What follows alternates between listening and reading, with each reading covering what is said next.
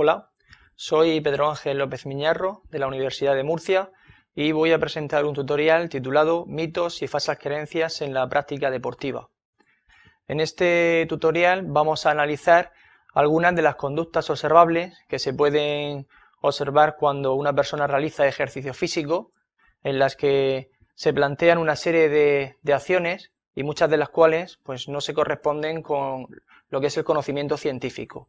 Es frecuente observar a personas que salen a correr a horas que no son las adecuadas para sudar mucho, personas que intentan una pérdida localizada de grasa en una zona concreta de su cuerpo, lo que les lleva a comprar una serie de aparatos, etcétera, que son conductas que podemos observar todos los días y que deben ser desmitificadas para que realmente entremos en una práctica físico-deportiva que sea efectiva y que sea segura. El hecho de que hablemos de estos mitos y falsas creencias radica precisamente en su frecuencia, y la frecuencia sobre todo en algunos de ellos que también están asociados a determinadas patologías o alteraciones en algunos de los sistemas orgánicos. Y todo esto surge porque la actividad física relacionada con la salud ha tomado auge en los últimos años y hay cada vez más número de practicantes que realizan algún tipo de ejercicio físico para mejorar o mantener su estado de salud.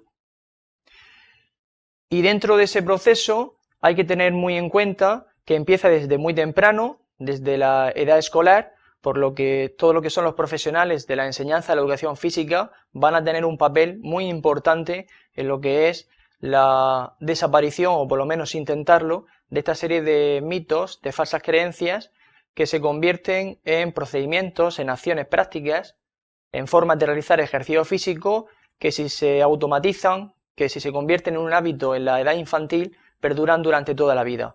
Por tanto, se trata de un proceso educativo que debe empezar pronto y que debe tener una trascendencia para la vida adulta de esa persona, para cuando haga ejercicio físico, bien de forma autónoma o también de forma dirigida.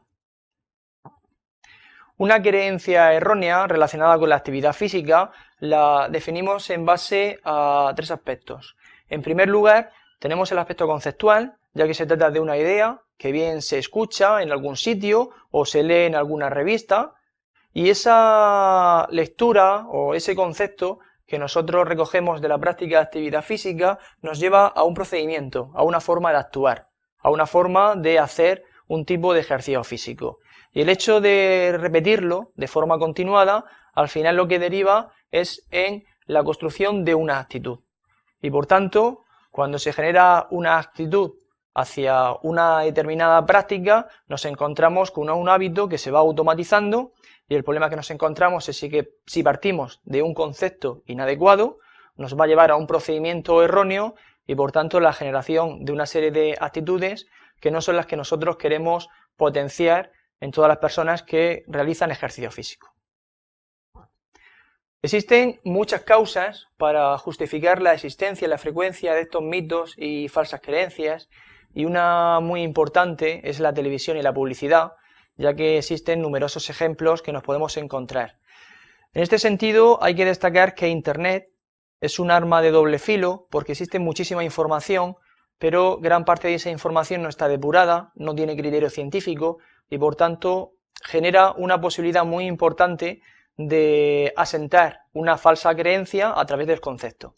En este caso, una página web que nos ofrece unas fajas para sudar, y suele ser frecuente encontrarnos a personas que salen a correr a determinadas horas con las fajas colocadas sobre todo en la zona abdominal, con la creencia de que ese aumento de sudor que se va a producir por llevar la faja va a llevar consigo una pérdida localizada de peso.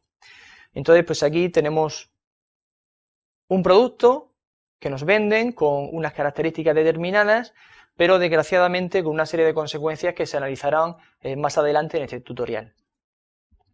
Por tanto, si bien Internet se trata de una herramienta interesante, también es una herramienta que puede comportar cierto peligro cuando no se usa la información de la forma más apropiada. En cuanto a las causas, existen a nivel televisivo diferentes ejemplos que nos permiten determinar pues, cómo el concepto va surgiendo y se va asentando. Por ejemplo, nos encontramos con una serie televisiva que fue muy famosa hace muchos años, que ahora se está repitiendo en otros canales, como fue la serie de Manolo y compañía. Y entonces, en un día en particular, en un capítulo, se observa que uno de los protagonistas está sentado en el salón de su casa, en este caso era el coprotagonista, Benito, y tenía una botella en la mano. Y al lado de la botella tenía un tarro de azúcar.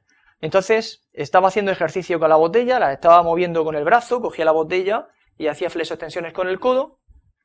Y entonces a la vez lo que hacía era echar azúcar en el agua, lo removía con una cuchara y se lo tomaba y decía que era para que no le salieran agujetas. Es el concepto, pero ese concepto lo están viendo millones de personas. Y cuando un concepto se oye por un lado, se oye por otro, se va asentando.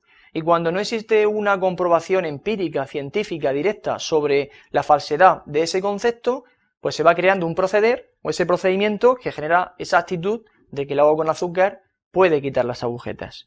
Pero ejemplos de este tipo hay más a nivel televisivo.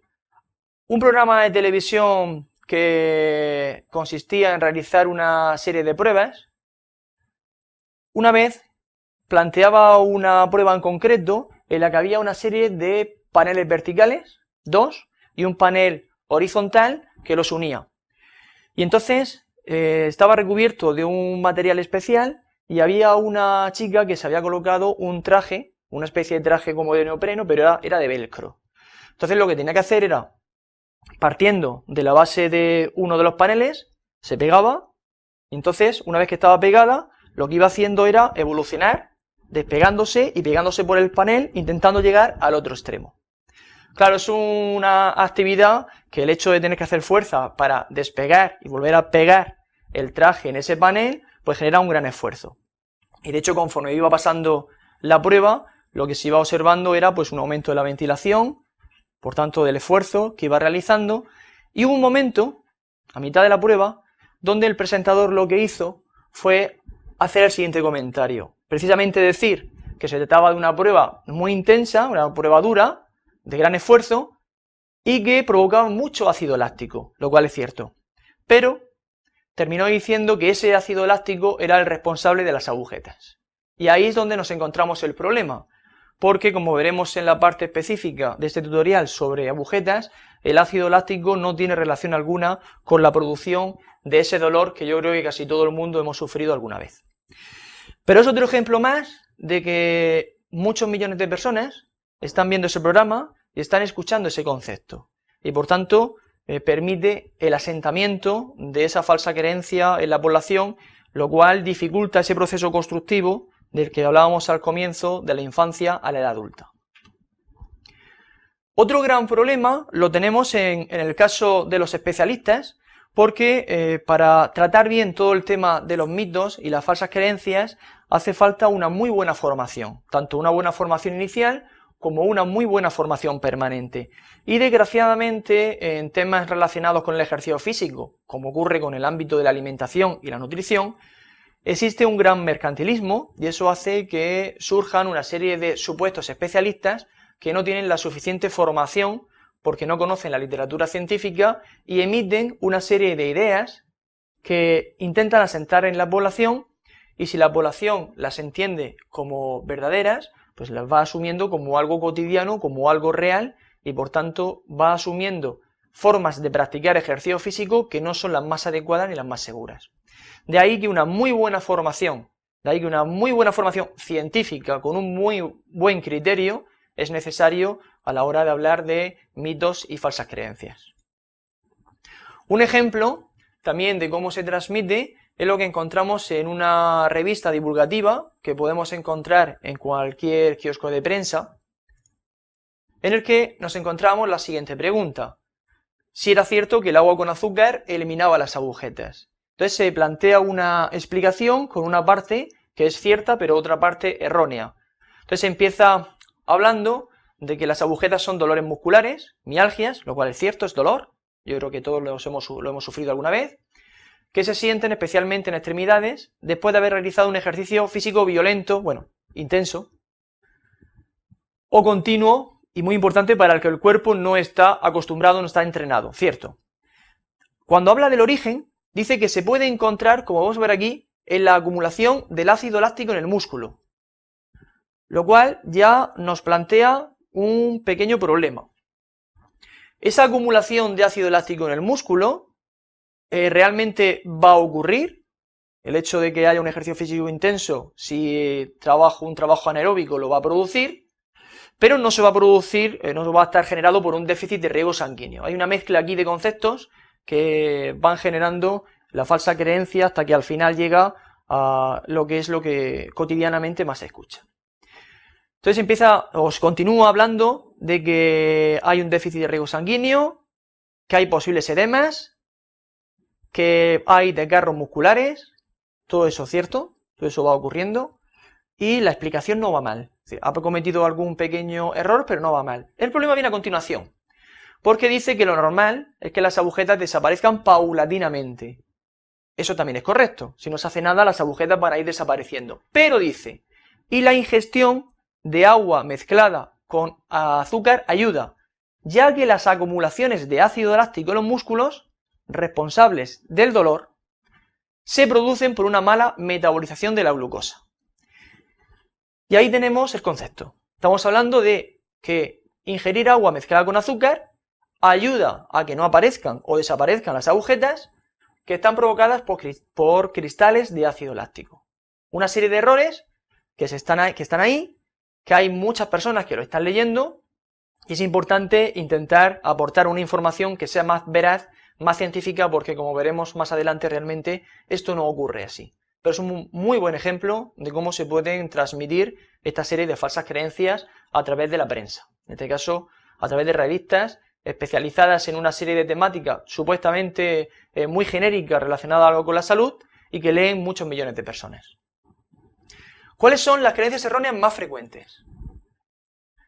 Pues en primer lugar, que se pueda diferenciar el trabajo abdominal superior e inferior utilizando uno u otro ejercicio. Como acabamos de comentar, que las agujetas desaparecen si se toma agua con azúcar.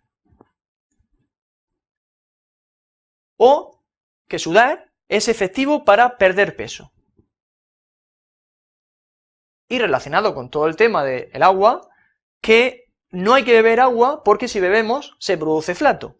Es otra idea muy frecuente y que no está sustentada por la literatura científica, por el conocimiento que tenemos actualmente sobre este dolor típico en determinadas circunstancias. O, muy importante, que se puede perder grasa de forma localizada. En este caso, con un ejemplo centrado en la zona abdominal, porque suele ser lo más frecuentemente que nos vamos a encontrar. Por tanto, vamos a comenzar en el siguiente capítulo con el análisis de la primera de las falsas creencias que vamos a tratar en este tutorial, que será el mito de los abdominales superiores versus abdominales inferiores. Muchas gracias.